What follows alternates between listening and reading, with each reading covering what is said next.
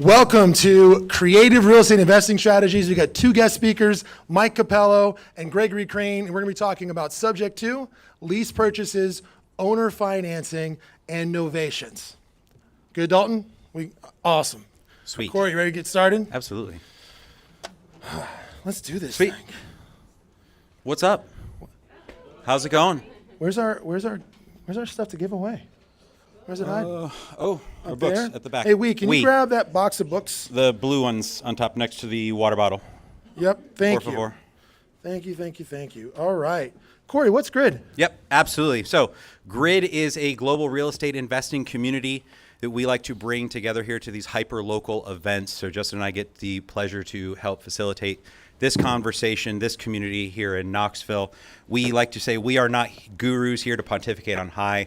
We are just real investors doing real deals in real time, here to share our experiences with you, and we're interested that you're going to share your experiences with us and the rest of the room so we can all grow and learn together. Sound good? Awesome. Is everyone awake? Does that sound good? Thank you. Yes, this is a participatory event, so we're going to run this town hall style. So please, if you haven't been before, we want you to talk. When you do talk, we're going to put a mic, and the reason we put a mic on there is if you're doing anything, if you're looking to attract on social, the most important element is not the video. You can get away with just your phone. It's the audio. If you've got crisp audio, people will watch anything. If you ask an amazing question and we don't capture it on the audio, it totally misses out. We record all of these, we put them all on YouTube.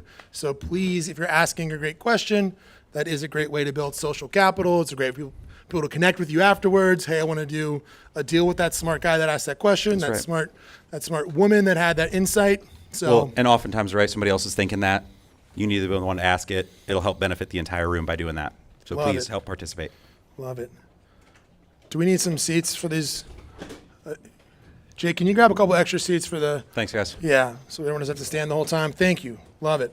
All right, our mission at Grid is to build a network to help 1 million people get financially free. This is a global investment network on a trajectory to open 1,000 locations. So we're looking to connect with like-minded people to build wealth and create impact in real estate.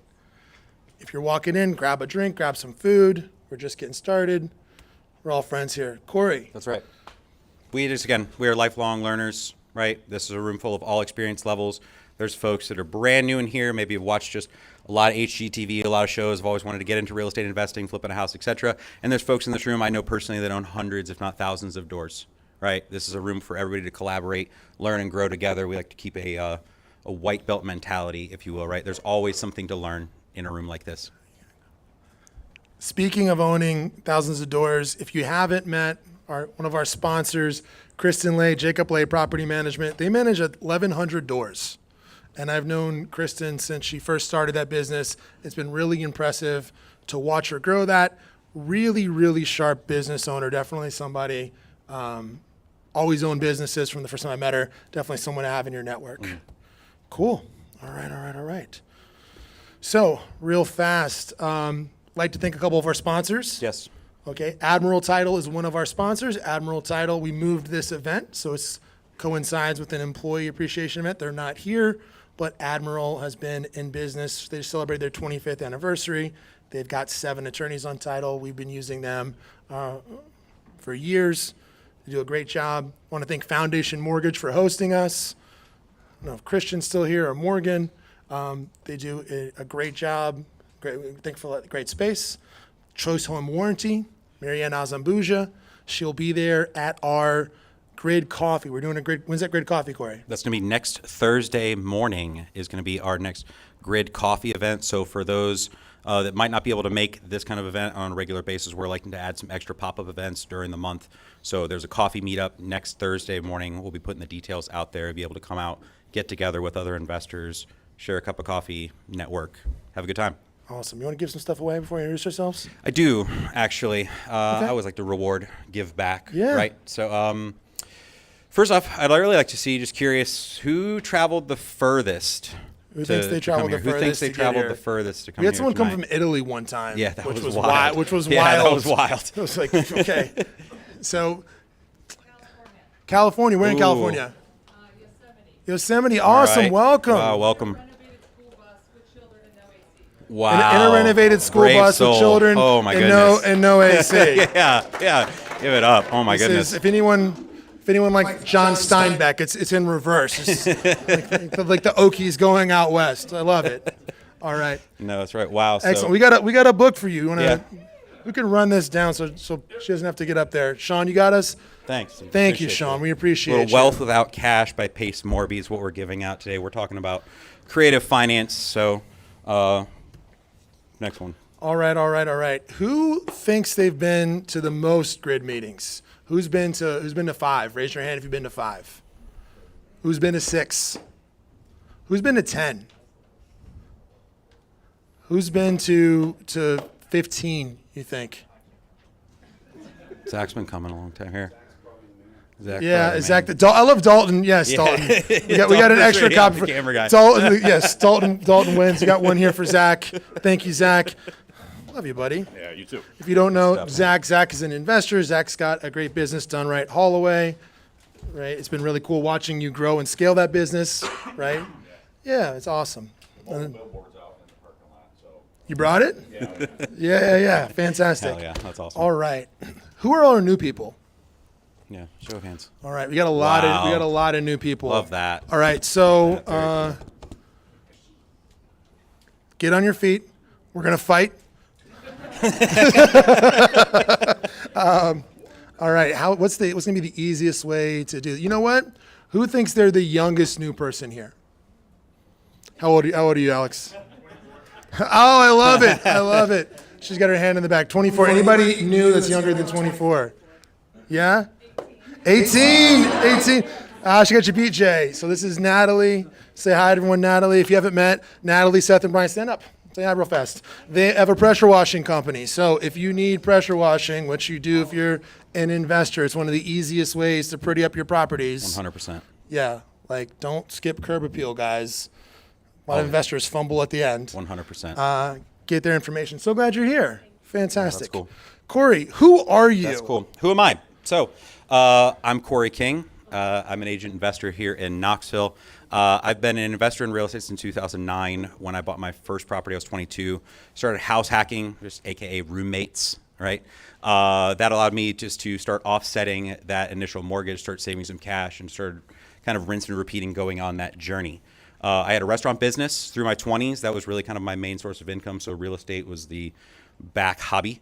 Got to sell off a good chunk of that business, relocate here, jumped into the agent investor thing full time, and have been doing that ever since. I've had the, like I said, pleasure, ability to kind of foster this community. What's that look like the last, so you've been here 4 years? 6 total. 6, and how Yeah. long have you been an agent 5 for? in the 5, business. because you were came back here and you were waiting tables and worked at That's Earth right. Fair, right? That's right. Yep. Yep. So then got here just into the business full time in 2019, and just continue to, I guess, work and grow and scale that now. And so what does that look like? And I just want to hear this because this is like, you know, I got a different story. It's a lot longer. But what have you been able to do in 5 years? How many houses have you sold? Yeah. So I've sold right about 250 houses over that time, which has been really cool. And you've been able to build a really nice passive. rental portfolio. Yep. We've been able to retire the misses about 2 years ago, which was cool, just from that passive income, just through consistency, just picking up a rental. I always like to I buy most of my stuff right off the MLS as well too. So if anybody says there's not good deals on the MLS, it's not true. Yep. In fact, most of my portfolio, in fact, has come right off of the MLS. I just want everyone to hear this, and that like Corey came in, right? Corey just obsessed, watched some video, started calling FSBO, started calling expires, bought a primary, moved to another one. Malachi, we were talking about that. Turned that one into a renovation project with a baby on the way, which is, you know, Yeah.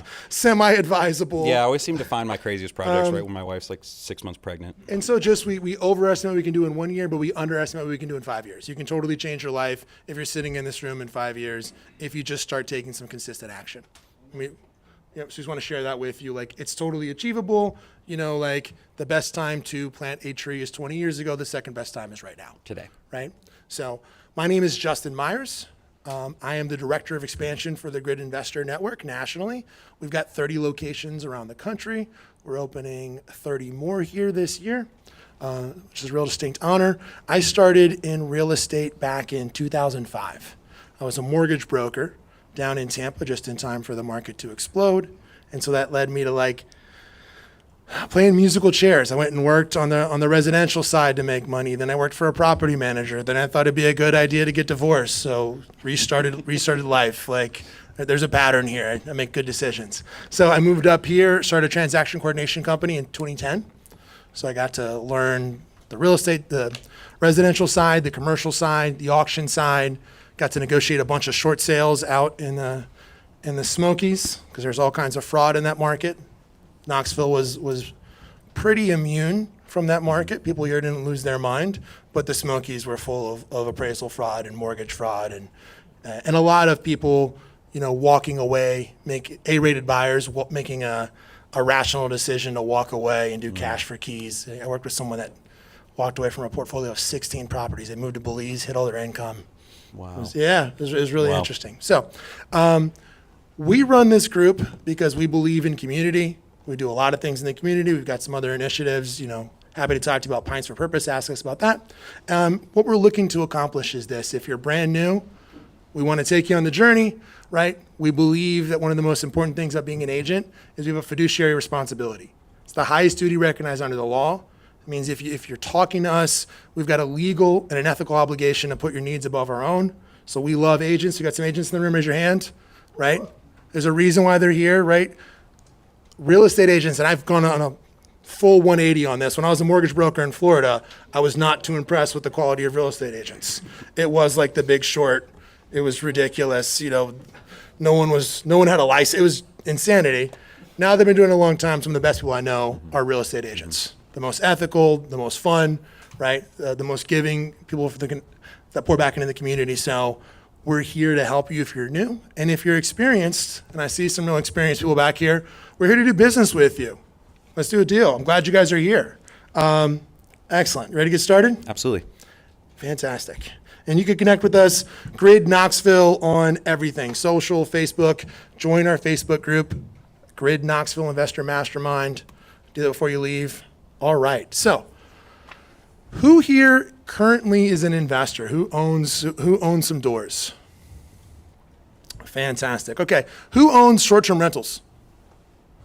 All right. Cool. Look around, Michael. Take a look. People raising their hands. Keep them up. Michael wants to connect with some short-term rentals. Some other owners as well. He owns one himself up in Norris. All right, cool. Who owns single family? Right? Who owns multifamily? Let's see. Rashid over there raising his hand. Sean owns lots of multifamily. Cindy, all right, fantastic. Cool. Corey, what do you want to know? Good people to connect with. I definitely wanted to meet more of my multifamily people. That's certainly my next venture. Really quick? Yes. Does anybody own mobile home parks? Does anybody own mobile home parks? Used to. Yeah. Good question. I love that. Who's got capital? I'm looking for $50,000 for a down payment. Who's got some capital? Steven's got capital. Anybody else got capital to deploy? Nathan does. Okay. And then Cindy. 3 people. Awesome. So 3 people got. Let's swarm all of them. Yep. Who's got a deal to move tonight? Who's got something that makes some sense? I do. We. Raise your hand. You've got a deal. Awesome. No, you're all good. Yeah. You're all good. Fantastic. Awesome. Who's looking for something really strange? Okay. Well, we're looking for businesses that cash flow with real estate. Looking for businesses that cash flow with real estate. Cool. Let's talk. Yeah. Cool. She's a commercial real estate agent. Michael, what's up, man? What are you looking for? Looking for a property with a cave. Looking for a property with a cave. Which you think, considering that there's more caves, if you don't know this, in the U.S. than anywhere in the country. Tennessee, sorry. That's more caves in Tennessee than anywhere in the country. However, I've only seen that like one time. I sold this weird, crazy property, like a bat cave out in like Jamestown. Cool. So interesting. Okay.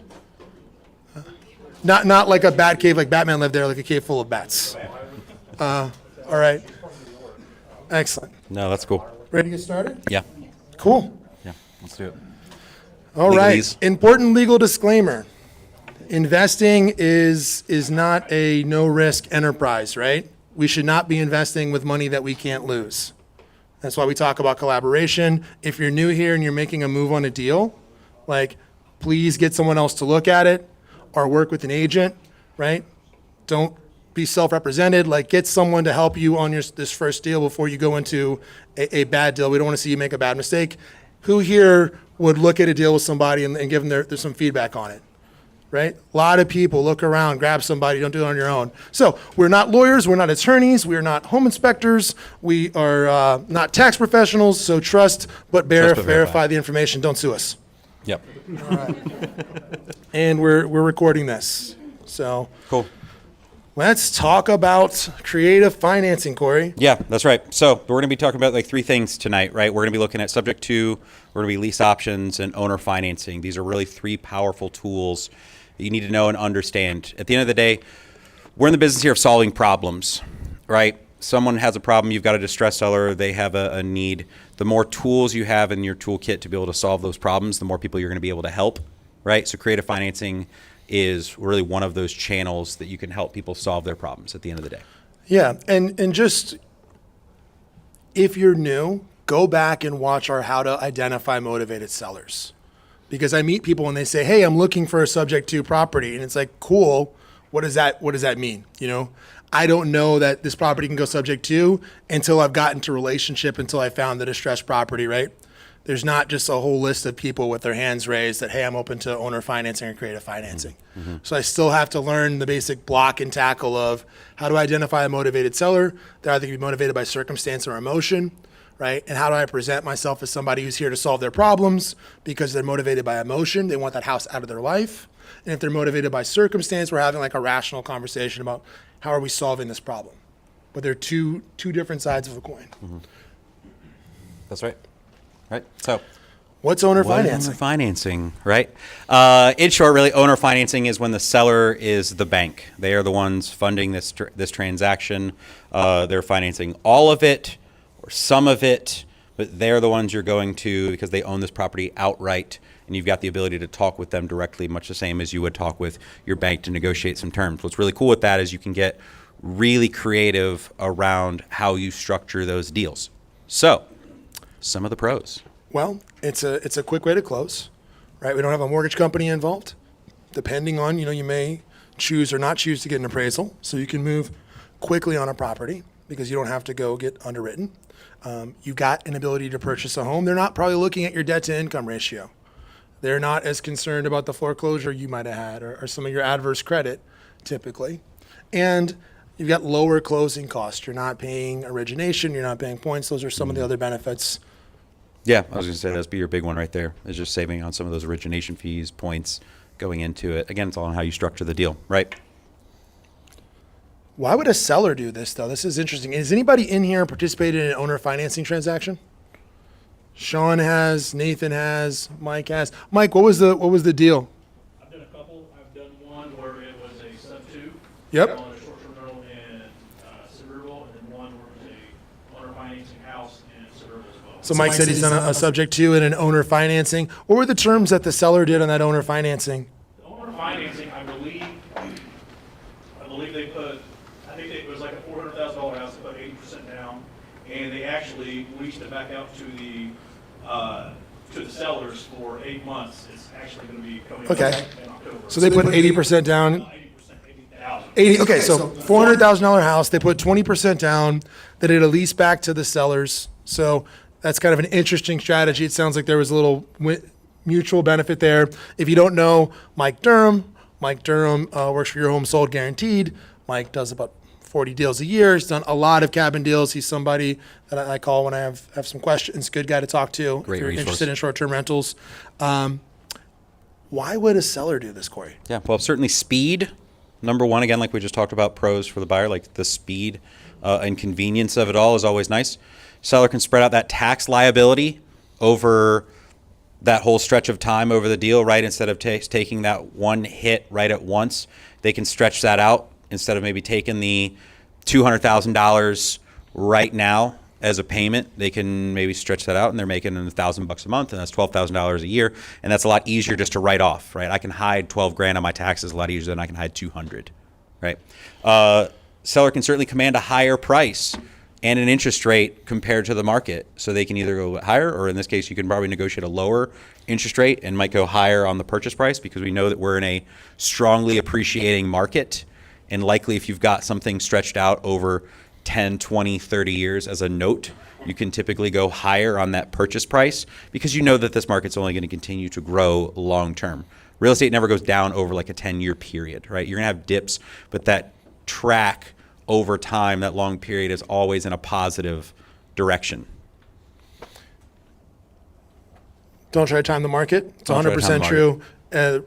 To be clear, the real estate market's never been down over a 9-year period, and the stock market actually. So if you're have the ability to ride this out, now you might have a challenge if it blows up when you're looking to retire or something, and man, it's 2007 and now I have to ride this out. But yeah, long term it makes a lot of sense.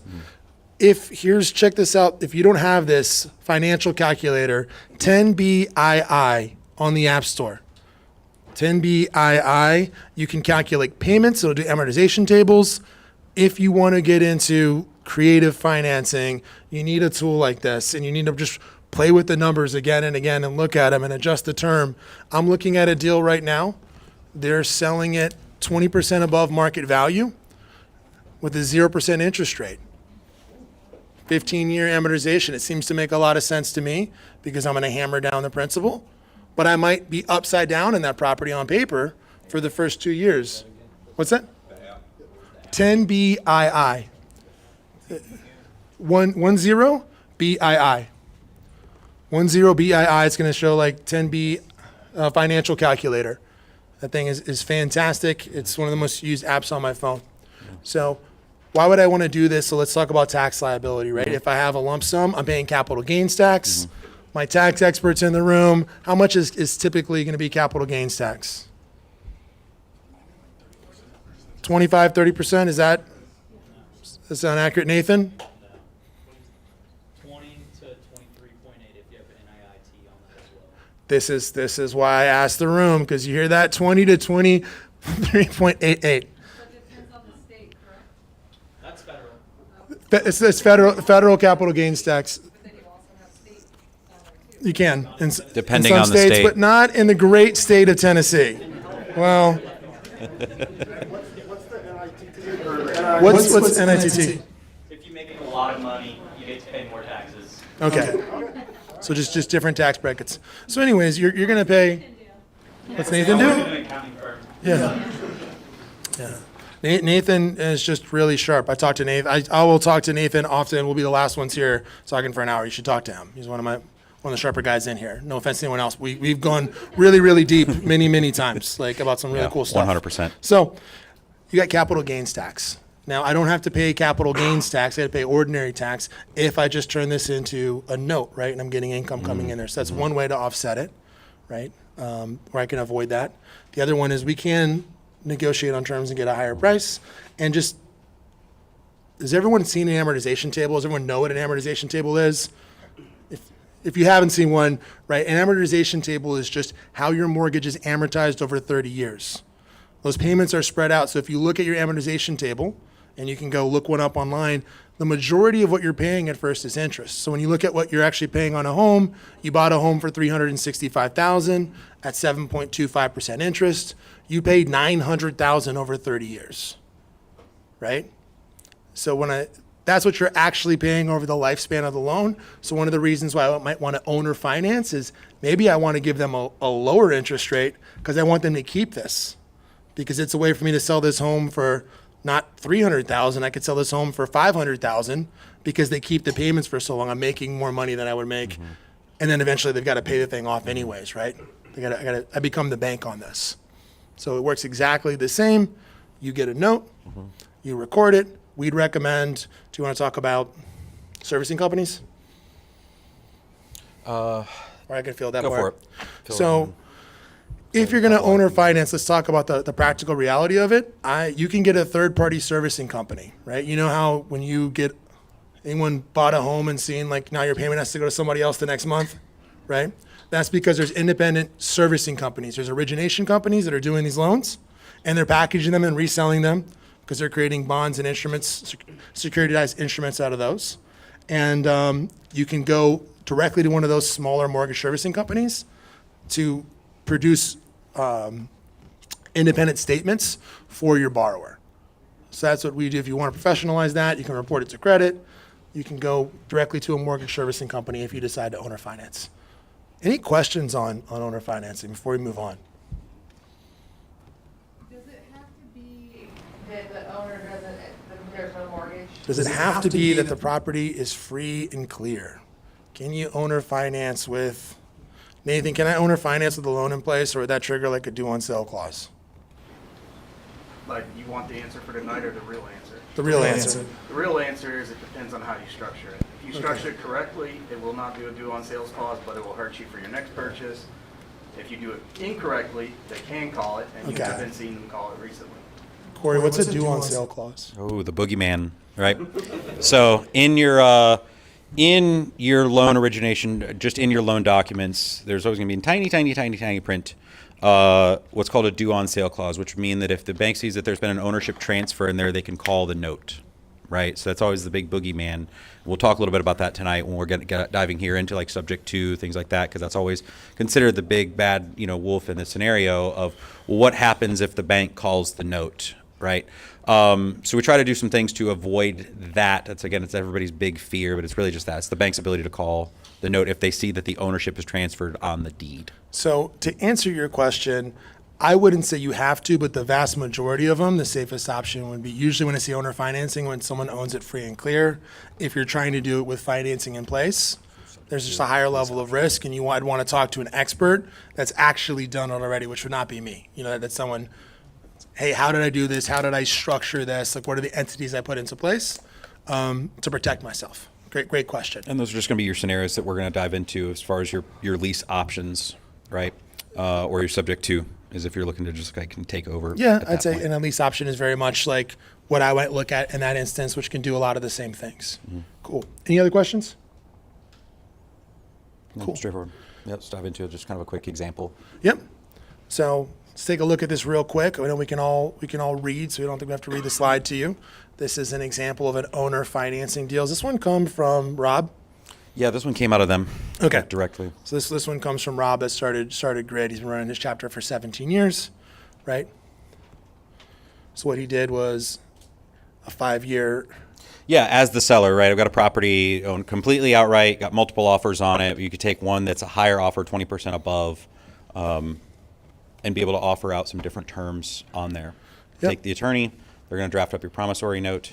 Buyer puts down 20% down, you agree to finance the balance for 5 years at 6% interest. It's amortized over 30. So that payment is going to reflect as though it was amortized or financed across 30 years. But instead, we're going to have a balloon on this, meaning it's going to be due at that 5-year mark, right? So just because you're owner financing something doesn't necessarily mean that you're locked into a 10, 15, 20, 30 plus year term. You can amortize it over that, but you can certainly put language in your contract to have that balloon or end at a certain date if you're looking to get your funds quicker, but you don't need all of it right now. So even some of those, like they started to come back, but a 40-year loan is not really a 40-year loan. It's amortized over 40 years, but the balance is due in 30 years. So often when you're using owner financing, you're going to see some sort of a balloon, right? Hey, we're going to amortize it over this longer period of time because the 30-year mortgage is like God's greatest gift to real estate. Most countries do not have 30-year fixed mortgages. Very unique in that we have them. It's why we all can realistically, become real estate investors. Even just laddering ourselves up. But yeah, so most of those are going to have some sort of a balloon, 3-year, 5-year balloon. Typically, we're going to see those. Awesome. A promissory note. If you've bought a home, you've all seen a promissory note, right? The note is what attaches the mortgage. So a mortgage is just a legal document that lays out all the terms of the repayment, right? That's going to lay out the amortization table. It's going to talk about if you default, all of that other stuff. The note is what attaches the mortgage to the deed. Does that make sense? Say yes. Cool. Are we losing you enough math? You want to go on to something more fun? All right. Cool. Cool. Subject 2. Sub 2 or the sub 2 right, for Pace Morby people. So buying a home subject to means you're buying a property subject to the existing mortgage in place. This is a perfect example for, well, hey, how can I finance something if there's already a mortgage in place? This is going to be your strategy to do so. So essentially, the buyer is going to assume or take over the current mortgage payments in exchange for the deed or control of the property.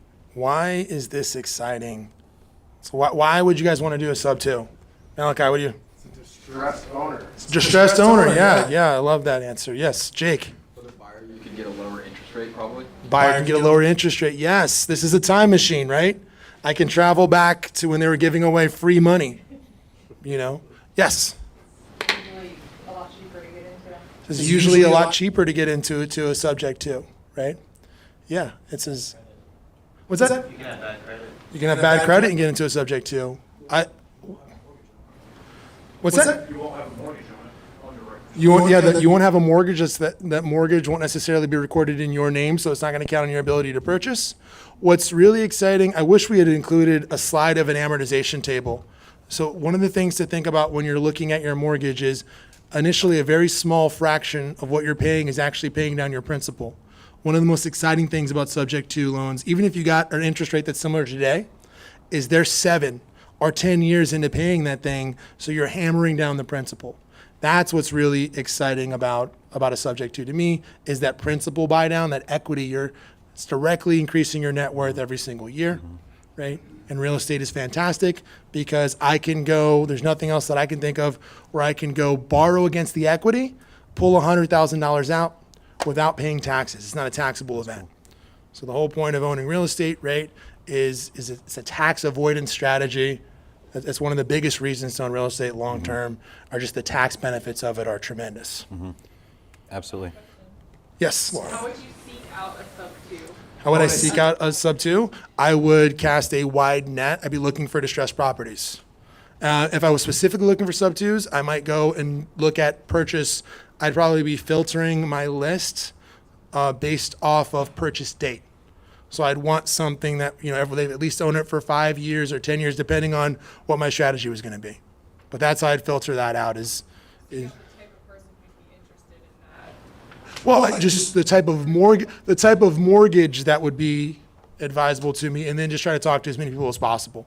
What do you think, Corey? Yeah, during that time frame, really. I mean, I say just nailing it as far as I mean, the time machine is a perfect example in the fact that you just kind of we know where rates were at one point in time, and so by finding people that bought during said point in time is a solid position. Yeah, Sean. Here. Yeah, I don't. And then we'll go. One way you can find those properties is through a product called like PropStream, and what you'll look for is properties that either have very low balances on them or paid off, and they're in bad shape. So people do things like they drive around, look for properties where the lawn hasn't been mowed, or they find out if it's got, the cities put, some kind of thing out where they find them for bad properties and what have you, and neglected properties that are like got almost no money owed against them or nothing. Those are the ones that a lot of those people go after. So PropStream. So we're doing PropStream, and so we're doing like 2 filters there, right? I'm looking for like code violations, and I'm also looking for like a date range as well. Danny. Yeah, when my first one I did 25 years ago, I watched the foreclosure ads. In Tennessee, you're going to look for substitute trustees.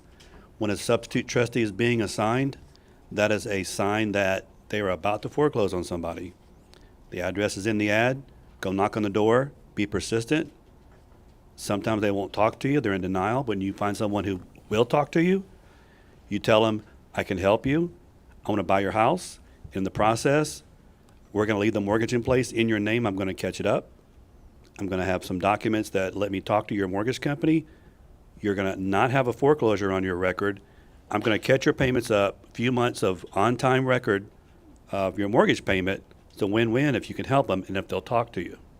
But you can look for pre-foreclosures. Thank you, Danny. That's great. That's actually what we're going to be talking about today. Mike Capello came all the way from Virginia, so we got a specific example, and that is one of the reasons why they were able to take down a subject to was exactly that. It was someone that was behind, so not only did it get him out of that, but it's also, hey, we're going to help repair your credit and have a positive trade line on there. That's what's in their interest. So Pros for the seller, Corey. Yeah, solves the problem they got. They're distressed, right? They're behind. Gets them the money they need, typically in some kind of delayed fashion. They have to be patient in order to be able to get this example, but we can fix the problem now. And we can help them build back their credit. Thank you, Danny, for sharing that, because you're right. You can help catch that up, help make some consistent payments, help them on some credit repair, and help them be able to move on. You're creating a win-win. You know, we're just here to help people solve problems, and by having tools like this, we can certainly help people do that. So we've got an example of a subject to. With your permission, what I'm going to do is skip over this, and we'll run through it with Mike when he's up on stage, so we can ask questions, right, and be interactive. Does it sound good? Sweet. Cool. Awesome. Anybody have any questions on subject 2 right now? Zach. What happens if do I need the mic?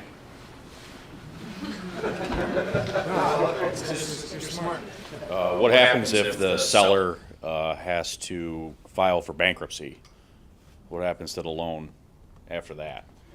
So this is where we have that disclaimer about me not being a tax professional. It's going to depend on the type of bankruptcy that is filed and whether or not that property is included in the bankruptcy, whether that's something you'd have to consider. So if the property is excluded from the bankruptcy, it's not something. Now, does anyone have experience with this? Because I don't want to speak out of a property going through bankruptcy. What little experience I have, it will delay the foreclosure. A bankruptcy can delay the foreclosure, but the counter will start up again. It will not put it off forever. You're going to have to make payments to the bank. So the foreclosure will temporarily stop it, but you got to keep going, and it's going to come back around. You don't have to deal with it. That's right. That's prior to owning the property, though. I think what you're asking is what happens when you buy the property and then they file for bankruptcy. Yeah. My understanding is that. Your mic. Here I am. Specific to that question, my understanding is that they no longer own the property, so they can't claim the property is theirs during a bankruptcy. So it would be excluded from the bankruptcy proceedings. I haven't dealt with it personally yet. Hopefully it never happens, but that's what I understand from what I've heard about it. Great question. We take ownership of the property and it's subject to the mortgage stays, but the ownership transfers. So if you take ownership, like the ownership is gonna, the ownership transfers, the mortgage would stay in their name, but the ownership would transfer. And I don't know. I really would love that answer of like, I imagine it's gonna get messy. The bankruptcy court is gonna wanna account somehow for this income. Yeah, Duke. Yes. Do y'all see any opportunities coming up, like in the early 70s, where you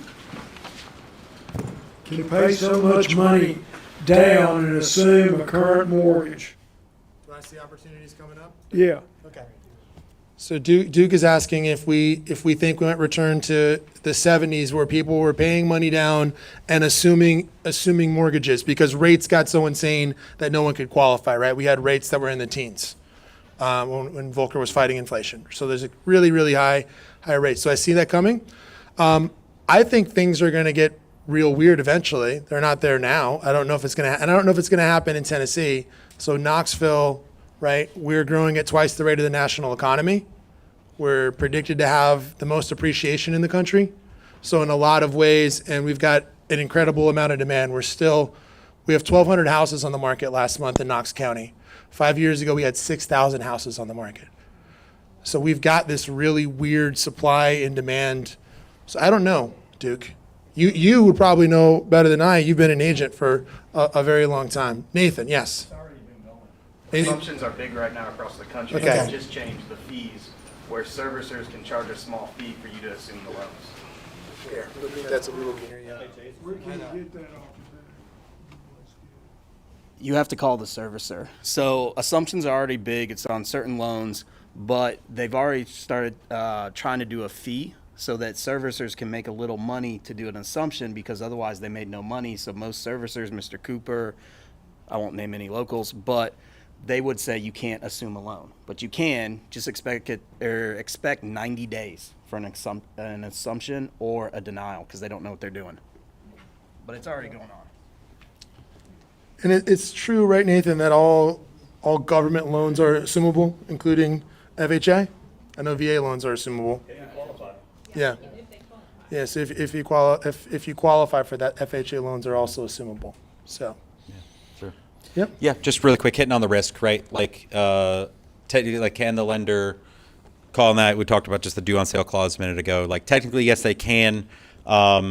Just based on our experience, it's very, very rare that it does happen.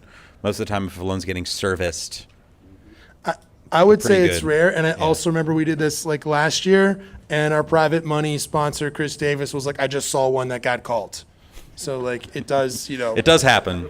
Yeah. Process of that when it does get called, like, what's the worst case scenario? You lose your down payment and What's the process when you're going to have to find a way to pay off that, or if you can't pay that, they could take back the asset. mortgage and then, or you just lose whatever you have. Yeah. Don't they make you 60 days to refinance? Typically, like, So the consensus is that it's, for everyone that can't hear at home, the consensus in the room is that it's 60 days that you typically have to refinance that out. Like, they just want their money. Yeah. So if you can pay them their money through a refinance, they'll be fine. So the real person Or that's sell. in jeopardy there is just Mr. Seller. Mr. Seller is the one who has that relationship, who entered into the contract with the bank, the original seller, who would be in jeopardy there of having that foreclosure show up on the record. right, which I guess we could always sell as you're out. I mean, typically, like, most people Yeah. are sitting on a strong amount of equity that realistically you just, okay, cool, I'm just going to sell it outright on the market and move on. Last one too, you could do a subject to if you just bought a property and it's too skinny. Like for, that might be something where somebody could do it for sale by owner or something, like it's too skinny to pay fees or something else, that you could just assume Take it over. assume their existing mortgage and take over their payments. That is another one if someone's like jammed up and they've wrought recently. Okay. Yep, 100% right. So how do we, let's save mitigating risk when we get Capello up here. We'll go through some of those. Awesome. So lease option. Who's done a lease option? I got lots of people that tell me they're looking for a lease option. Anybody done a lease option? Brenda's done a lease option. Awesome. Greg's done a lease option. Were you on the selling side or the buying side, Brenda? I've done it both ways. You've done it both ways. Awesome. So why did you lease option, Brenda? Sell? Yes. Well, I just wanted to enjoy that cash flow for a little while, and I appreciate the time for a little while, and I got a non-refundable option fee. And then I coached up the buyers to buy the house, and it felt great when they finally Okay. put their stuff together and bought it. I love it. So she said, I got to enjoy some payments for a while longer, so I got to get cash flow off the asset. I got a non-refundable fees, so essentially the same as getting a down payment, like on an owner financing. And I had the satisfaction of coaching that tenant up into becoming a homeowner. So it was a win-win-win for everybody involved. So what's a lease option, Corey? Yeah, it's really essentially that. It's just straightforward. It's like what it sounds like. It's a rent to own scenario on there, right? Yep. So for tenants, it's a way to work towards home ownership.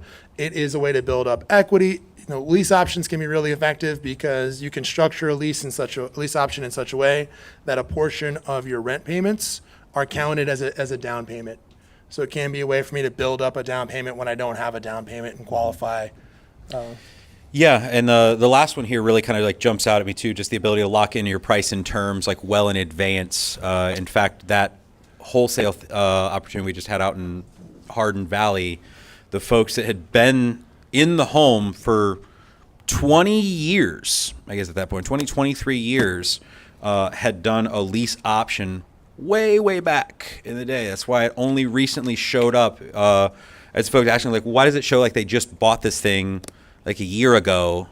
Like on the tax record, it reflected that was because it only just transferred then. But they'd been doing that for 23 years. They'd been in the home, and it only finally showed up 20 plus years later. So it is a great way. That guy locked in his, it was $200,000, I think is what they had purchased it for, but he locked that in 20 something years ago, right? Which that home would have been $50,000, something like that, I guess at the time, right?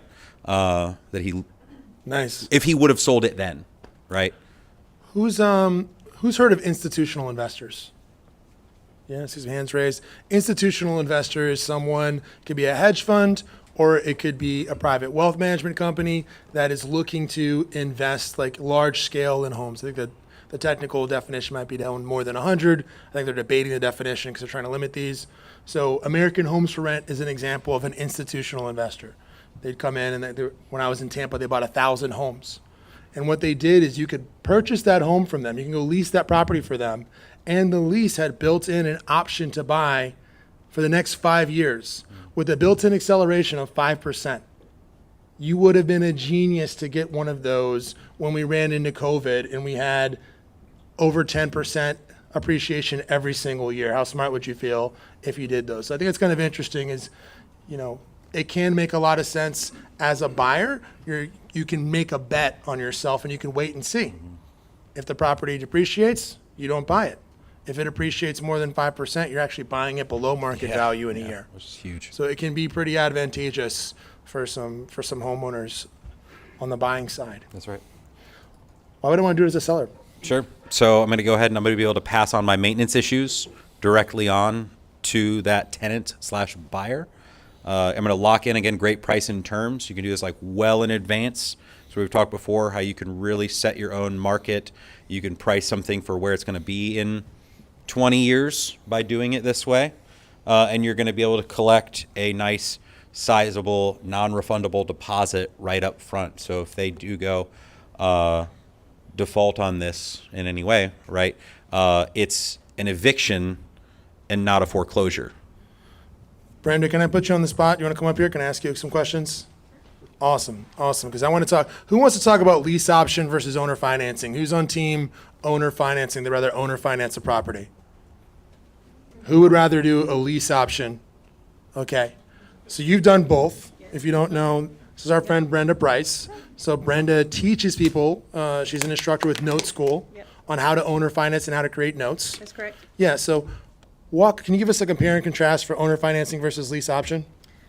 Okay, so that's a long class, but I'll short version. So if The you're short version I'd say is, well, let's set the stage. You can write a lease option in such a way that it gives you a lot of the protections of an owner financing in terms of really transferring responsibility onto the tenant for the maintenance of the property. That's true. So with a lease option, you are not responsible for the repairs of the property. So that's nice. You don't want to be hit with those unexpected repairs. So you can really project what your cash flow is going to be because you're not going to be repairing the property. And the downside is if they don't purchase the house and they have to walk away, I haven't felt good about it sometimes. Like sometimes I have to say, well, you have to go, and then it makes me feel bad because they put money down, but then again, it's their fault, right? They didn't do what they were supposed to do to buy the house, and I have to ask them to leave. And then on their exit, they're sometimes not nice to the house, and then their repairs. So don't go to Vegas with your non-refundable option fee. Put it in the bank because you're going to need it to rehab the house if they don't buy it. But on the lease option, it's nice because you get the money down. It's non-refundable. You're not going to give it back. You get cash flow. And if you set your purchase price for higher than what you paid for it, you get money on the back end. So you get paid today, you get paid monthly, and you get paid later. So you get paid 3 different ways without the headaches of unclogging the toilet. Would you prefer owner financing though, since you do? Okay. Why is owner financing a superior option for you? Well, everybody is different. So I know people that build their entire business model on lease options. Fine. I'm not opposed to a lease option. I mean, I'll do it again if it suits the scenario. But I like owner financing because as a mortgage loan originator, I like to look at who is really close to getting approved. This is a good person to take a bet on. I call them penalty box buyers. There are sometimes people that are very well deserving to own a home, but the bank doesn't see it that way. Like they have a business. How many of you are business owners? You write off all your expenses? Lots of business owners in the room, lots of hands. So it looks like on paper you're not making any money, but I'll take my bet on you any day. So I would owner finance the house, get the down payment, and get a healthy down payment, 20% or 10 to 20%, and then enjoy the payment stream. And as the bank, you're not going to call me or nobody's going to call me to fix things. If you're catching on here, I don't like to make repairs. Sure. So don't call me, that's not my problem if your HVAC goes out. And And then they make those payments. So each month that they make that payment, it reduces my risk, right? Because they're reducing my risk with each payment that they make. And if they do default, which is the elephant in the room, what happens when they don't pay? Okay, that's their fault too. And we're going to I'm going to call my favorite attorney. I'm going to call Cofield, and we're going to foreclose, and I'm going to take the house back, and now I have my asset back, and I know what to do. I clean it up, and I do it again. Sure. So, and you can sell, I could go on. I know. Would anyone be interested if we did, maybe jump on Zoom and did a session about notes?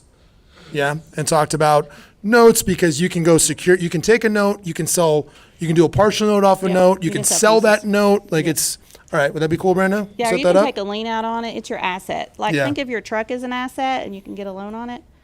A note is the same thing. You can get a loan on it. So if you own the note, that's your asset. So you can pledge it. It's called hypothecation. And a private investor can loan you money against it. Yeah. So it's an asset like anything else. Thank you. Appreciate you. You're Big welcome. hand for Brenda, right? I love, Thank you.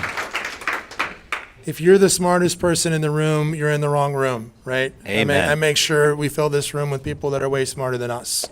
We're just the ringmaster of the circus, right? So 100%. different choices, different options, right? But definitely notes are really fascinating. That is, both of these, the reason we're talking about these, both of these should be considered when we're talking about exit strategies.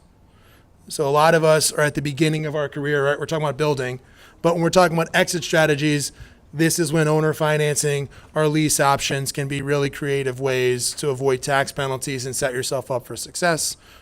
Danny, are you still in a building phase, or did you say you're more in a stabilization? Are you exiting out of stuff right now? I'm always building. Yeah. I want it all. Okay. No, I love it. I thought so. You're very actively acquiring, but I know you've been investing for a while, and I love having some experienced investors in there. And Sean, you're still acquiring, right? Yeah. All right. But those can be, we've heard these strategies when I've sat in some rooms with some really high net worth individuals. That's what they're doing, is they're transferring their rental portfolio into either a lease option or an owner financing scenario, so they can minimize the amount of noise that they have in managing those assets. Make sense? Cool. All right. So a couple of different ways you can do it. Sure. Rental contracts, option contracts. Option contract normally has a date and time frame that the tenant buyer needs to perform or purchase the home using traditional financing. Because of that added flexibility with the timing of closing, you can normally charge more than the typical rent in the market. Tenant buyer will pay over market rent, larger deposit, over purchase price for the financing flexibility now. And why might close you do later. that, right? Because I want to be in a particular school district. I want to be in a particular desirable neighborhood, 4th and Gill, Park. Those are places that have what we call inelastic demand, right? Elastic demand is like supply and fall, like it rises and falls. There's other places like downtown Knoxville, near UT, Farragut school system that have what we call inelastic demand. Like the demand is going to be there regardless of what's happening with the economy. People are still going to want to be in those areas because it's a lifestyle move. It's not an economic move. When it's economic moves, that's when we see people, maybe I'm buying in the new construction in Halls or Carnes or Hardin Valley because I'm open-minded. I'm trying to make an economic decision, right? Not a lifestyle decision. That's right. That's right. Always run credit. Always check landlord references. Repeat. Yes, absolutely. Always run credit. Always check your landlord references. You want to treat this like any normal rental when you're evaluating your tenants. Yep. Tenant buyers should be responsible for all repairs and maintenance as if they owned it already. Yep. We want to get as large a deposit as possible from them. And there are a lot of people out there with a substantial down payment. I have a friend that does this outside St. Louis in Illinois. And what they found from doing this at scale was 20% of the market qualified, were able to purchase a home, but didn't qualify. So if you underwrote them, they had enough money to go buy a home, but they didn't qualify. So it's a blue ocean strategy, had no competition, and they were doing these lease options at scale. No, it's pretty All cool. right. Anybody got any questions? Zach? Can you seller finance or lease option with a property that has a loan on it? So this is the question we just asked before with Nathan. Can I do seller financing or owner financing with a lease option? I'm going to defer. Let's buttonhole him later because there's a way to do it. I do not know how to do it, and you can run into some hazards if you do it incorrectly. Typically, this is where I would think you would just go with like a lease option route already because you're already just putting it into play. Yeah. So that's one advantage of this is if I do have financing on it, there's nothing that who's says I can't do a lease renting out option. a finance property right now, right? Most people have leverage. They don't. So it's no different for me to do a lease option. That'd be an easy way to do it. That'd be clean. Owner financing, it's going to get into some legal wizardry that's above my. I'm not that smart. We like back of the envelope deals. Right? Yeah, this should make sense. Like honestly, I did not learn to run numbers for a long time because the deals were so good in Knoxville. Yeah. I was like, now you got to like pull out the pen and pad and do some skinny deals. You're right. Yeah. All right. So But yeah, have your lender ready. Auto draft on your payments. That's probably one of my favorite things to really set up like well in advance. There's plenty of great platforms that are out there that can help you do this that will link right from bank account to bank account. So you're not having to chase people around. Suddenly they don't have the money, right? Set up your auto drafts, have it set reminder. I use Avail as my management software system. It's great. It gives reminders week out, day of, payments due, auto drafts. Really, really nice. yeah, and I'm going to zoom through some of these because I know you can all read slides. Take a picture if you want. But essentially, one of the things Gary Keller said that I always liked, he said an agreement should be called a disagreement because it's only relevant when it has to be enforced.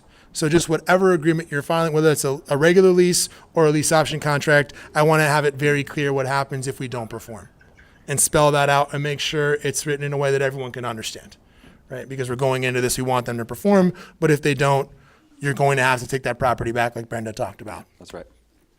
Awesome. So what we want you to know is that the more you know about these concepts, the more, why are you more valuable to the market, Corey? What does it mean that you're more valuable to the market if you understand these strategies and these concepts? Yeah, I have the ability to bring more solutions to the problem. I'm not just like a one-trick pony, so to speak, right? I want to be able to bring all of the options that are available to somebody, not just the one. Because like through that, I'm a big believer that the more informed the consumer, like the better for the market in general. So I'm a big fan of trying to bring people all of their options, let them make the decision and be there to support that decision 100%. Yeah, because what I have found from running Grid now is what happens is, actually Michael's a great example, right, Michael? Michael had a deal, guy was going to be, his property was condemned. He's in senior living. Like he is jammed up and he needs an investor to come. And he came and said, hey, can we sit down? Let's talk it through. And we were able to do a deal together. It was awesome, right? Because he had some resources. So the more valuable you are when I become a resource here, the more likely someone is to say, hey, you should go talk to Ryan, or you should talk to Danny, or you should talk to Mike. They do lots of really interesting, creative stuff. You should talk to Brenda. Like these scenarios that we're talking about are, if I'm lease purchasing or owner financing, are helping people out. Or I'm doing a subject to and I'm fixing someone's credit, that person was going to go into foreclosure. They were going to get nothing positive out of that. So, any questions before we jump into bringing Greg up here and talking about getting creative? Okay, Greg, you ready for your close up? Can I get Let's a give round Greg of a hand applause for for Greg coming Crane? Awesome. All right, Greg, here, take the mic. Oh boy, are you James Lipton? James Lipton is the guy on Inside the Actors Studio. If you're between two ferns set up. So, Greg, who are you? Why are you up on stage right now? I have no idea because you Yes. asked me. I want to make you happy. I've been an investor for about a year and a half now. Yeah. Was in the corporate world. I'm still in the corporate world, but had a bit of a transition in my work life and realized I needed, something else financially to kind of take me to that next level. And real estate has always been the thing that's fascinated me. Discovered that I really liked the idea of private money and being the bank, and became very interested in notes like Brenda was talking about. And just started jumping in and doing some private money lending. And Yeah. it's been So let's talk about that journey, because one of the things we talk about a lot, like if you hang around Grid, Grid has a course, by the way, called the Income Flip. You can check it out, where we walk people through what we call the 7 levels of freedom. And the first level is it's an identity and a mindset thing, right? Who among us has been an employee has been a W-2 before, right? It is a big difference when I go out and I am self-employed. It is a radical different, like it's a big shift that I have to make. And so you went on that shift. And I think what's interesting when I talk about where you are now is there were some interim steps. And yeah, come on. It's and it's interesting that we're talking about Pace More being subject to, because was that your kind of gateway into was that like what got you interested? Like, well, maybe I could do this. Exactly. I mean, Right. I came to meetings like this. I met Steve Levine. I took him to coffee, because I had an interest in private money. I had this 401k from a previous employer that I realized I could roll into a self-directed IRA and use that as some seed money, some capital to begin getting into deals. You mentioned Pace. He has this Gator Method mentorship. I joined that because I talked to Steve and he said, if you don't have enough money to lend on a whole deal, you could do this kind of Gator lending. So what the hell is Gator lending? So I went down that rabbit hole, joined his sub-2 mentorship, and really just started growing my own community of lenders and investors. Awesome. And go ahead, Corey. Yeah, I was just actually going to ask it. Can we just unpack that Gator method for a minute? Let's kind of talk a little bit about it for a second. Sure, yeah. So I know I kind of bristled when you guys wanted to label me as a Gator lender, but technically a Gator deal is lending on EMD or double closing, sort of transactional funding, 30 days or less.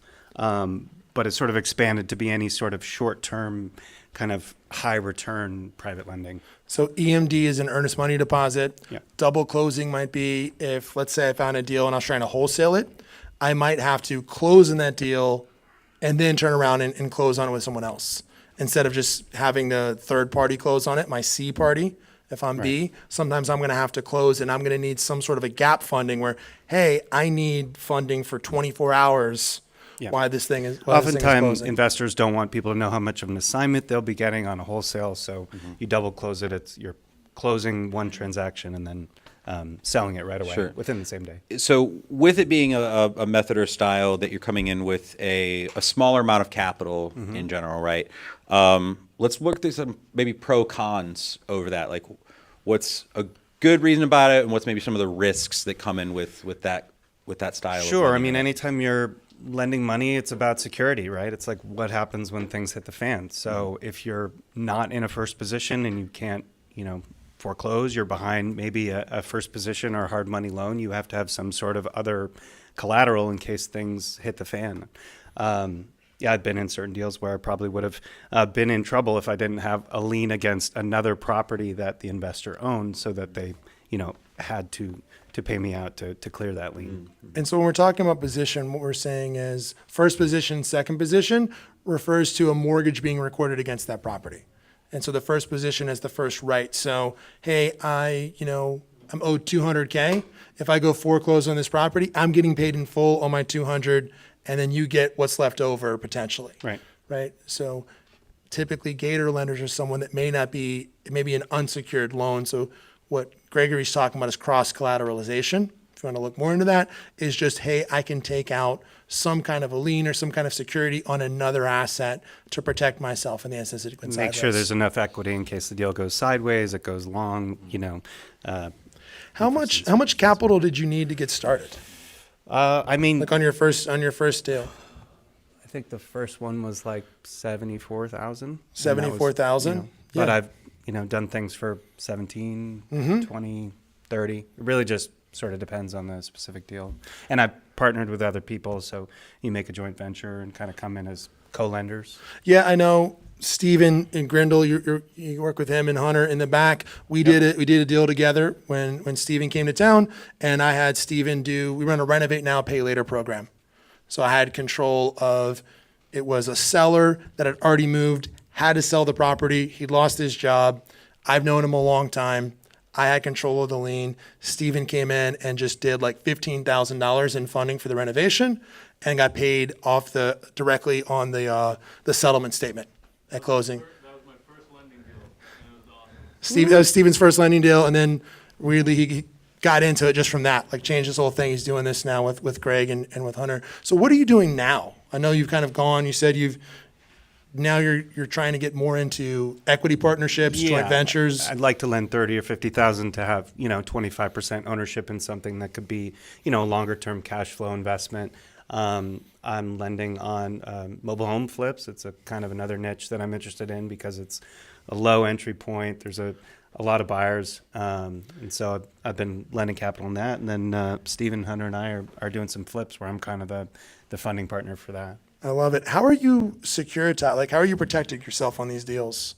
Promissory note, personal guarantee, and a mortgage or a deed of trust on the. So promissory note, a personal guarantee, and a mortgage or a deed of trust. And what kind of verification are you doing? Like, if I was going to borrow from you, how are you kind of determining? Is it me? That am I keeps showing going you? up and up. Okay. Yeah. I mean, people like using private lenders because maybe they're not as scrutinizing as, say, a bank. But having had a few kind of shady deals, my underwriting and my vetting has gone up in terms of wanting to see credit report, wanting to talk to referral sources of people who have worked with this person, who have been paid back by this person, looking at their social media profile, just. How important for you is track record? Because I notice I get some emails from you and Hunter, and it'll say, hey, this person is looking for 25,000, and they do 10 deals a year. Like they've got. It's huge. Okay. I mean, having known that people know how to deal with problems, that they know how to deal with contractors,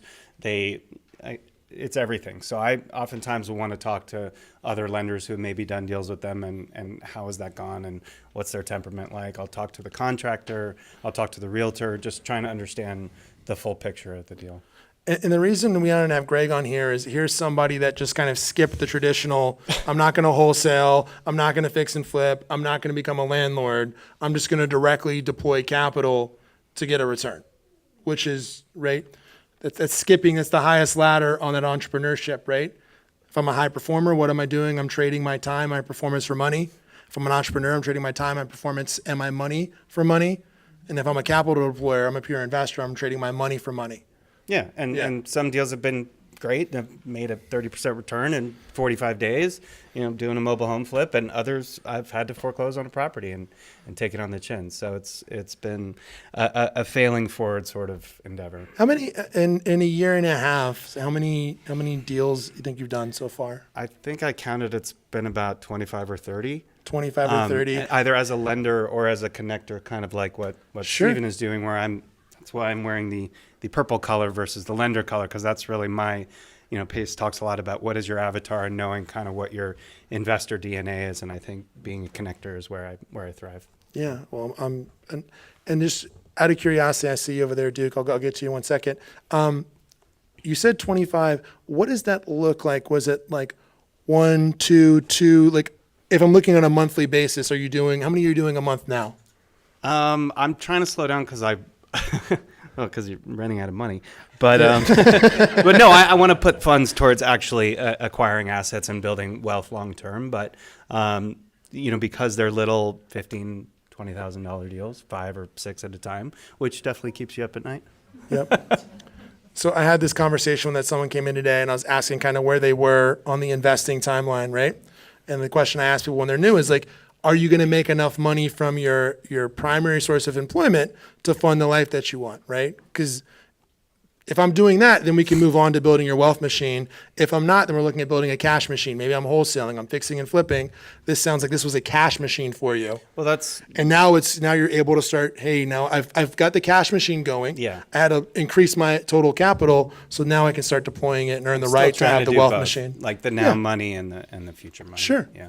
But it's important to think about when you're doing this, like, is it a cash machine or is this a wealth machine, and not fool yourself? Because you can go be a wholesaler or a flipper or something, and the money looks good until you get to the end of the year and you pay all your taxes and you realize, like, I just am another. Right? Same with like selling real estate. We've had these same conversations, right, Corey, about like, I can go fix and flip or I can go sell real estate. One has much lower liability, so that's why we sell real estate. I have very little exposure. If I don't sell a listing, I have a disappointed seller, and I'm out photographs. If I get hung up on a flip, we're in the hole, like, or we're going double our renovation budget. Yeah. What questions does anyone have for Greg? I wanted to have him here because it's a totally different approach. Duke, yes. What would be so done with what you guys are talking about? And I know if coming to heavy compliance and also cost of compliance, et cetera, but not set up a REIT situation. Okay, so Duke is asking, why would you not set up a real estate investment trust? Which is definitely above. And I would say, because I don't know how, Duke, is my honest. Yeah. Why not think about that? Right. Yeah. Well, we're talking about learning how to set up a fund so that we have a pool of capital because Sure. now we have so many people knowing that we're, You're good. know how to lend money responsibly. Yeah, Sean.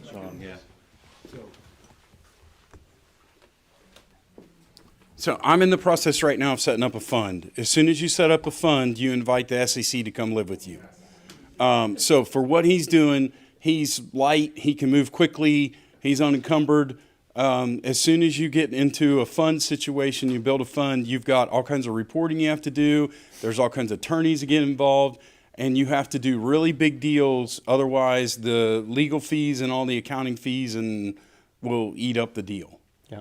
Anytime you put capital together. Because of the And I see compliance, our attorney, Cofield Hillborn, in the back nodding his head about attorney fees. He's like, yes, no, you need to do it bigger. Bring them Like, on. it's going to be expensive. Like, there's trends. How big do we have to be in order to be able to afford ourselves? How big do we have to be to do a REIT? I don't know. I honestly am ignorant on this one, so I wouldn't want to stand up here and I don't even know there's unknown unknowns on this one, like Donald Rumsfeld would say. Yeah. Who else got a question for Greg? And then we'll get, yes, Chris. Cindy, sorry. So what factors are a hard no for you?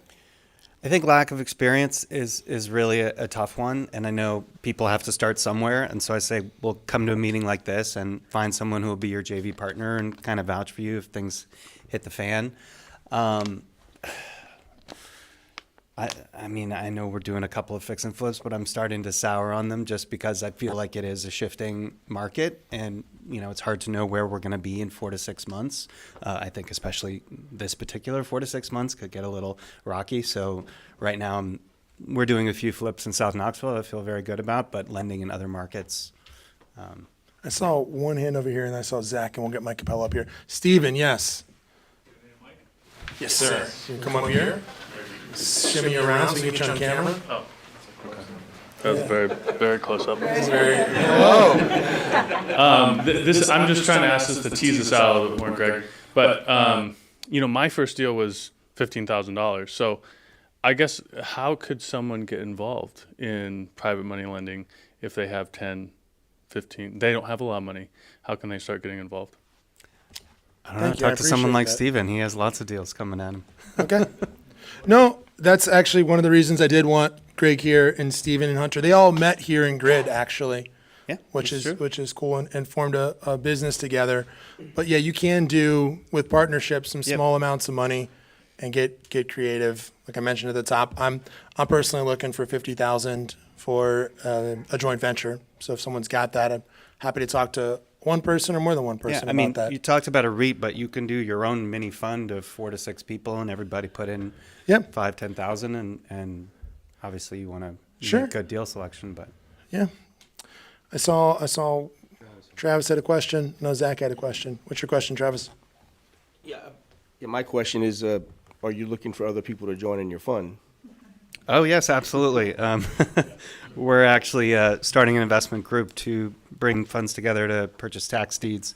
It's a little bit of a different strategy, but a few folks in the back and I are doing that. So yes, a lot of different strategies for finding good deals. Zach, what's your typical rate of return on the double close deals? So Zach's asking about transactional funding, like hey, just being the middle for the double close. I haven't personally orchestrated them, but I know the return is between 1% and 1.5% of the amount lent. And you think about it, the funds are going to escrow. They don't leave escrow. A to B closes, and then the B to C closes. So it's almost instant money, right? Exactly. So, it's $1,000. Well, I think Chris does double closes, but he has like a $3,000. Anybody use transactional funding on a deal before? Had to use transactional funding? I've seen it happen where it just things get weird in the transaction, and someone's had to step in at the last moment on a complicated commercial transaction or working with a complicated investor, where it's easier just to refi back out of it than like sometimes on the purchase it's been different before. Cool. Greg, thank you so much for being here. We appreciate you. Big hand for Greg.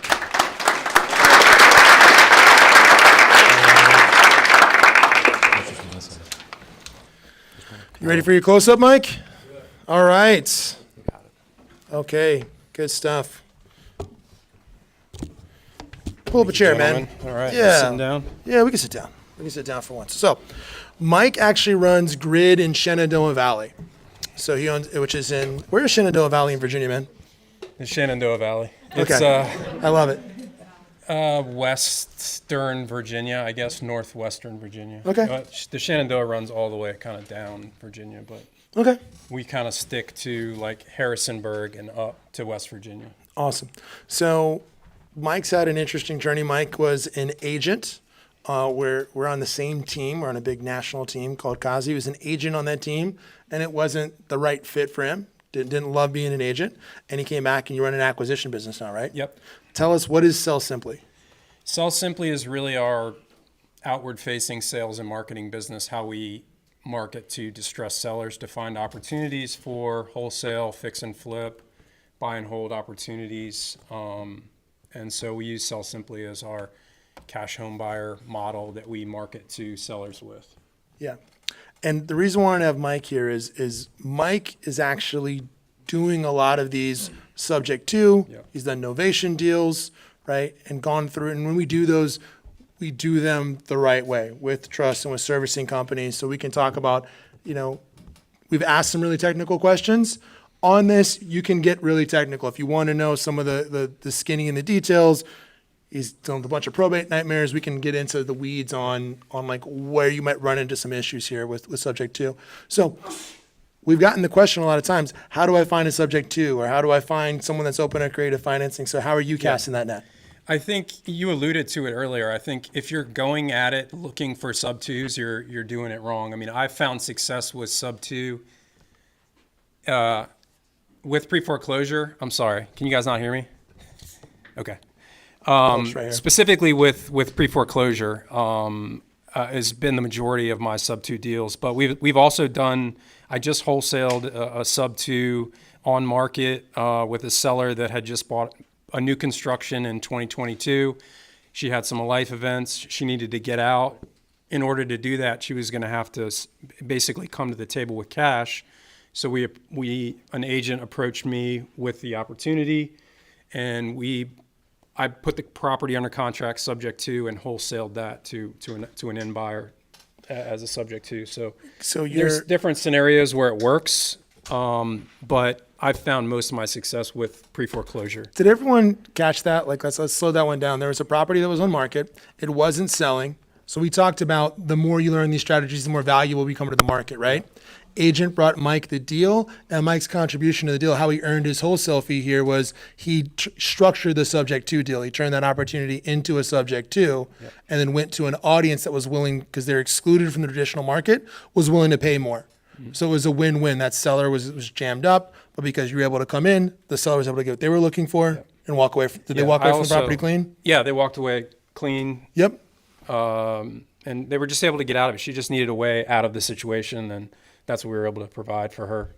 But I also joined Pace's Sub 2 community in 2021, and that's really what got me started in the creative finance too. So I reached out to the Sub 2 community with that opportunity and found a buyer in Maryland, and she took it from me. Awesome. I love that one. You guys want to walk through a Sub 2 deal? Okay. Yeah, let's take a look at this one. 52 Hickory Nut? This was actually, I believe, the first Sub 2 deal that I did, and it's probably one of the best ones that I've done up to this point. This property came from, I believe, a direct mail piece, actually. It wasn't pre-foreclosure specific. It was a general mailing to this area that we're interested in buying. It happened that she was behind on her mortgage. This was a second property that she owned. Her husband passed away, and it was the house they were living in, and her mother was living in another house, so she moved in with her mother and left this house basically abandoned, essentially. And so she got behind on it. She got my letter. She reached out and said, hey, I got a lot of mail, but I sent her one of these, manufactured handwritten letters, and she loved it. She was like, everybody else is just sending me generic mail, and I got this handwritten letter from you. And instantly, yeah, I know. I kind of chuckled a little bit when she said it, but instantly, like, had a connection with this woman, built really great rapport with her, and explained how a sub-2 could really help her in this situation. We were able to put a little bit of money in her pocket. We were able to stop the foreclosure, catch the property up, help rebuild her credit, and she was sold on it. So you see the numbers here. She had a first lien of $90K at 2%, great interest rate, obviously. Right, bang, my head goes to sub-2 when I see that. She was about $10,000 behind on it. We were able to catch that up, but the real kicker behind this deal was the second position lien at 45. And what we did with this one is I was actually behind all of this, but I talked to the bank, and essentially my pitch to them was, hey, this first position lien is in foreclosure. I'd really like to help this lady keep her house, basically. Would you guys take an offer? So I sent them an offer for $7,500 on a $75,000 second lien, and they didn't really bat an eye. I was kind of shocked that they took it. $7,500 on a $75,000 second, which really made this deal like beautiful. So we paid off the $7,500 the second. We caught up the $10K. The house, you see, was in pretty rough shape. So we actually got a second position lien on this with private money. For around, I believe it was, I think we put, I want to say like 60 or 75 into it. I think we had, the second was like maybe 80K or closer to 100K. Private money, I think we paid a couple points up front, so we had 2,000 or 3,000 in the deal, and we're able to buy this property, fix it up, turn it into a short-term rental, solve this woman's problem, and it was a beautiful deal, great house, and So what you did on this one, which was interesting, is formed a trust, right? we didn't do the trust. But you did route the on this. mortgaging. Did you LLC on this? We put this property into an Okay. LLC. We've been doing that versus going the land trust 52 route. Hickory Nut LLC. 52 Hickory Nut LLC. We approached the bank as a property management business. If there's any questions, it's all 52 Hickory Nut LLC is the owner of the property, which I own with my partner Rob. So that's a really common tactic. If you put it into the property address, banks see that all the time. It's very common for an investor to go buy it in their primary and then take out an LLC in the second. It's less likely to raise some flags. Yeah, so when I'm having conversations with the bank, I'm Mike Capello. I'm managing the property at 52 Hickory Nut. The owner's 52 Hickory Nut LLC. And that's how I kind of avoid any sort of red flag raising from the bank. We also have insurance with the property owners as additional insured on the policy, which prevents any insurance issues if they were to come up. And you guys hear that? So they've taken out insurance in the property owner's name, where you're named as an additional insured. It's in the LLC's name with the property owner as additional insured on the policy. Yep. So that way, because one issue is an insurance company can give you an issue and try to deny insurance if there was a claim if you don't have that person as an additional insured. So Right. that's why I went through those steps to ensure that happened. And then you used a third-party servicing company on this one, right? Yeah, we use third parties on all of our sub-twos, any of our deals that we acquire sub-two. We have the third-party servicing company that takes money from our account, pays the bank, notifies the seller, notifies us, alerts us, handles all the tax paperwork and everything. So it's performing the same function as whoever you're mailing your payments to, right? They're collecting your payments, they're distributing them to whoever holds your promissory note, and they're issuing you statements, and there's some sort of like a customer service element there. Yeah. So what that did had the benefit of improving her credit.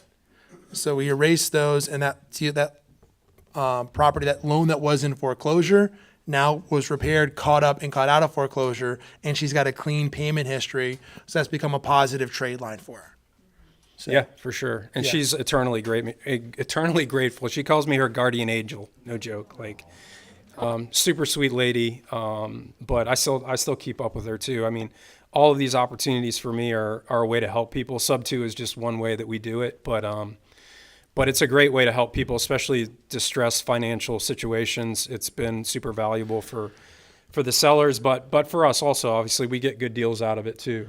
As an investor, how do you enter into a consultative relationship with that seller? Because that's what I'm hearing is you're doing the same thing I do as an agent, Yeah. where I come in here and I'm approaching you as a consultant Mhm. and I'm walking you through this process. Like, how do you do that? Same thing. I mean, I have license.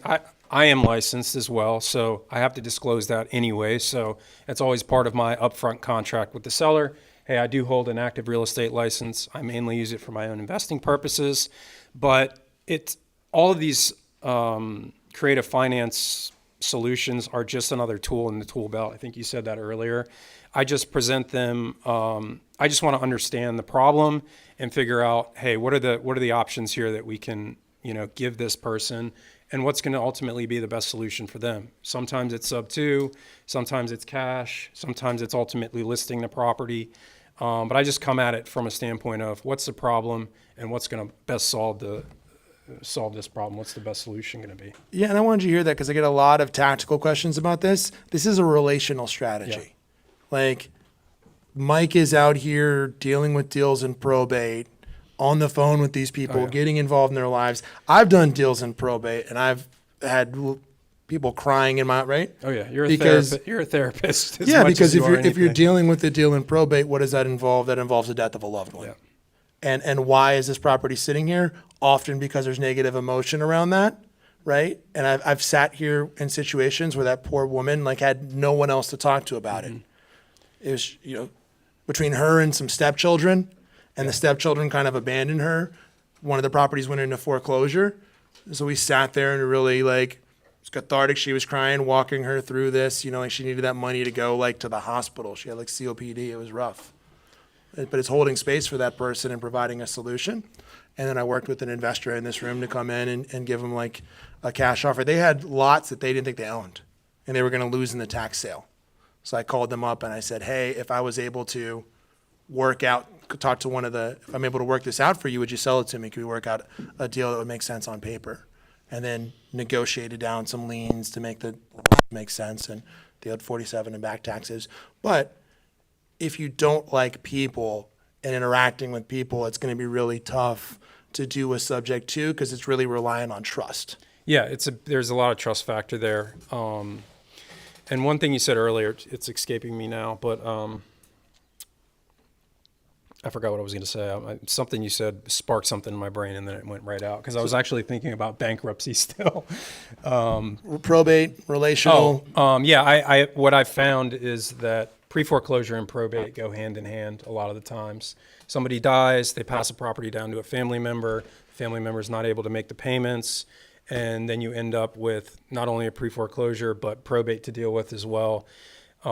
It can be very complex, and it's really about having the right team behind you, a good title attorney, a good probate attorney, and building those relationships. I mean, I'm by no means a probate expert, but I've learned more about probate in the last year than I care to admit, because I've been running into all these opportunities that are just that. Somebody passes away, the property goes into foreclosure, there's all these heirs, there's all these problems, but they're also really good deals, so they're hard to pass on. So we try and figure out a solution that helps these folks out. Yeah. Who's got some questions? Do you have a probate attorney in this group, or is anyone here? Tara wants to know, does anyone have a probate attorney in the group? Cofield, do you know a good probate attorney? Jessica knows a probate attorney, so Jessica can get you one, Tara. A lot of the times, a good title company can figure out what needs to be done to get a property to be sold. You don't always need a probate attorney to go through that whole process. I've got a good title company locally that I've used on some probate I have a good title company that I use on some probate nightmares. Yeah, take it to the title company first. They may refer them to they probably have probate attorneys that they can refer people to if they need to go down that road, but Yeah, come on up here, Cofield. If you don't know, Get the attorney Cofield up here. is owns a title company. There we go. He's an attorney, great guy. Just to add to that, who had the probate question? Me. You did? It actually, should I sit right here? It can hang stuff up. If you start, Yes. telling sellers that, hey, we need to open probate. Yes. That can actually put things significantly far behind. And you end up kind of stumbling on your own toes. Public service announcement. Who has a will in here?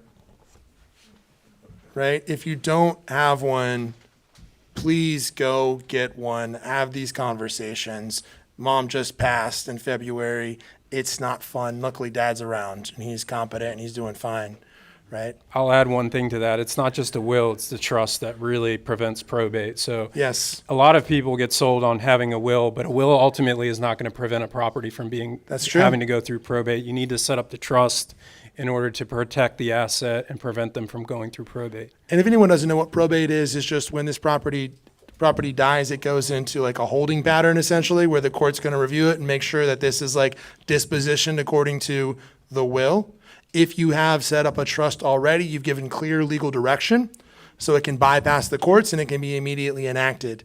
And it's private. Yes, Danny, it's private. If you haven't, then that will's got to go through probate, and so a judge has to look at that because they want to make sure that my wishes are being executed upon. So just something to think about, like not to be morbid, but it is really important. It's one of the most important things you can do if you're building this for legacy. And I think most people in here, if you ask them, ultimately are not doing it for themselves, right? One of the things I love, everyone know Maslow's hierarchy of needs. It's like psychology 101. You get your basic needs at the bottom. At the top of his pyramid was self-actualization, but on his deathbed, he said legacy was more important than self-actualization, like what he's leaving for someone else. So, I did want to say one other thing, going back to the bankruptcy question earlier. I'll be quick. No, you're good. I did a little homework while I was sitting over there, but one thing is that I don't recommend anybody go in and try and do a subject to deal without proper paperwork. Like, there are attorneys that you can hire that can do sub to for you. Great. If you just want to go do a subject to deal, talk to me, talk to somebody that's done them, and make sure you're protected, because that's really important. One of the protections that we have in our paperwork says that if the seller is to file bankruptcy, that they do not include the house in the bankruptcy, and they initial off on that, and we make sure that we repeat that. And another thing that PACE will tell you is that if somebody files for bankruptcy, after you've purchased a property subject to, that you can take the recorded deed to the judge, the bankruptcy judge, and he will remove the property from the bankruptcy. So that was one thing that I just wanted to. I love it. So let's get Brenda. It's got one question, and then we'll wrap this up for everybody. Thanks for your patience. Yes. So you got your seller and you develop. Come here, Brenda. a relationship with her, and she trusts you. Yes. Start over at the beginning. So you have your seller, and you develop a relationship with her, and she trusts you. Mm-hmm. And then you put it under contract subject to, Mm-hmm. and then you wholesale it to Justin.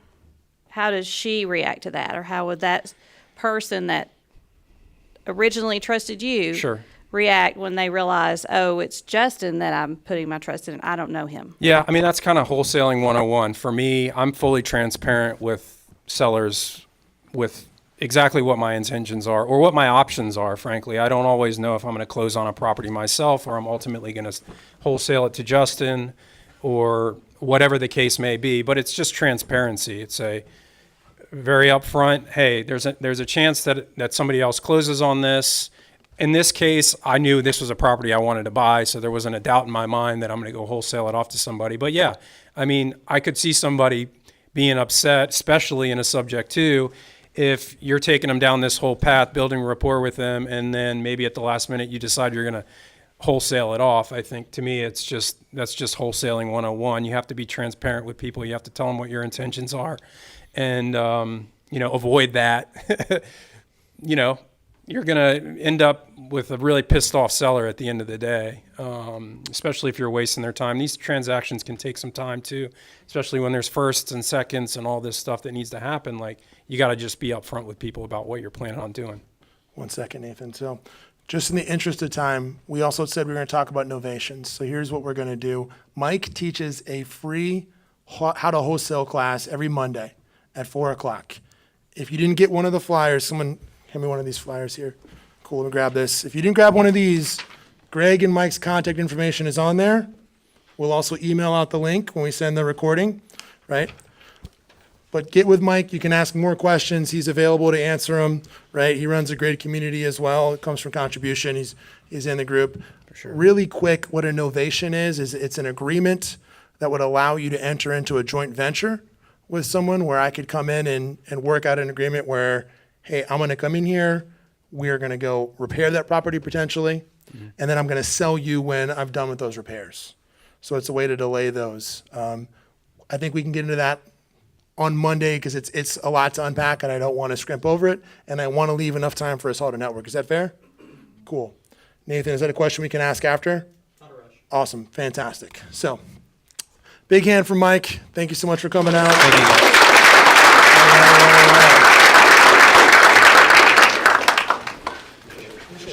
Yeah, man. All right. Who's got an aha? Anyone learn anything today? No? Everyone ready to get something cold to drink and network? Say yes? Yes. Yes, fantastic. Awesome. So we want to connect with you. If you're not a part of the Facebook group, jump in the Facebook group. You can find deals, you can find opportunities, conversations, and we are going to have a in-person meetup on next Thursday in our office. Our office is in the Shops at Western Plaza. It's where Fresh Market is on Kingston Pike. It's the last shopping center you hit before you go into Sequoia Hills. So we're in the East Spaces office there. Yep. Any final words, Corey? Yeah, we'll be there. Look forward to seeing everybody next month. We always meet the first Wednesday of the month, so we'll be here next month. We'll be diving into the fundamentals of new construction. So I'm very much looking forward that one's gonna be good. to that topic. We got some great speakers lined up. I can't wait to announce those here soon. So look forward to seeing everybody then. Thanks for everybody coming for out. coming out. Appreciate it.